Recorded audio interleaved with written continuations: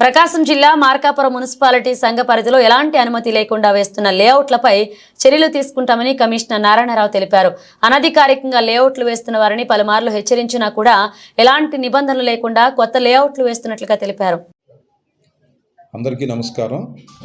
మార్కాపురం పురపాలక సంఘ పరిధిలో ఈ అనాథరైజ్డ్ లేఅవుట్స్ ఏవైతే వేస్తున్నారో వాటన్నింటినీ కూడా మనం పదే పేపర్ ప్రకటన ద్వారా మరియు హోర్డింగ్స్ ద్వారా తెలియపరిచినప్పటికీ కూడా వారిలో ఏ విధమైనటువంటి స్పందన లేకుండా ఇంకా విస్తరించి కొత్తగా లేఅవుట్లు వేయటానికి కూడా గమనించడం జరుగుతోంది.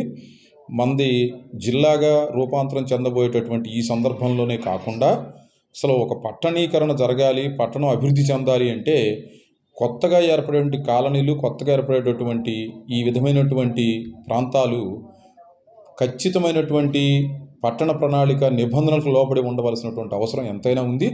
అందులో భాగంగా ఈ లేఅవుట్లు వేసేవారు కనీస ప్రమాణాలు కూడా పాటించకుండా, అంటే కనీసం 40 అడుగుల రోడ్లు, అదేవిధంగా అక్కడ ఉండేటటువంటి వారికి అవసరమైనటువంటి సౌకర్యాలు ఎమ్యూనిటీస్ కల్పించేందుకు ఓపెన్ స్పేస్ వదిలిపెట్టడం, ఇలాంటి కనీస కార్యక్రమాలు కూడా చేయకుండా కేవలం వ్యాపార దృక్పథంతో ఉన్నటువంటి విస్తీర్ణం మొత్తాన్ని కూడా ప్లాట్లుగా విభజించి తక్కువ వెడల్పు కలిగినటువంటి రోడ్లతో ఈ ప్లాట్లన్నింటిని కూడా విక్రయించడం జరుగుతోంది.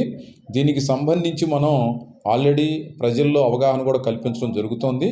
ఈ సందర్భంగా అందరికీ తెలియపరిచేది ఏమంటే, కొనుగోలుదారులు ఎవరూ కూడా సరియైన నిర్ధారణ లేకుండా, ఎందుకంటే ఇలాంటి అనాథరైజ్డ్ లేఅవుట్లో స్థలాలు కొనుగోలు చేసినట్లయితే కనుక రేపు వారికి ఇంటి ప్లాన్ మంజూరు కాకపోవటమే కాకుండా వారు 14% డెవలప్మెంట్ ఛార్జెస్ కానీ, 33% పెనలైజేషన్ ఛార్జెస్ కానీ, మళ్ళా వీళ్ళు ఎల్ఆర్ఎస్ ఛార్జెస్ కానీ, ఇంతేకాకుండా బిల్డింగ్ ఉన్ననాళ్ళు కూడా అనాథరైజ్డ్ కన్స్ట్రక్షన్ ఫీజు అని చెప్పని 100 రూపాయలు ఇంటి పన్ను ఉంటే దానికి 100 రూపాయలు అదనంగా, అంటే 200 రూపాయలు చెల్లించే విధంగా మన దగ్గర నిబంధనలు ఉన్నాయి. కాబట్టి ఇది లాంగ్ పీరియడ్లో చాలా నష్టపోతాం మనం.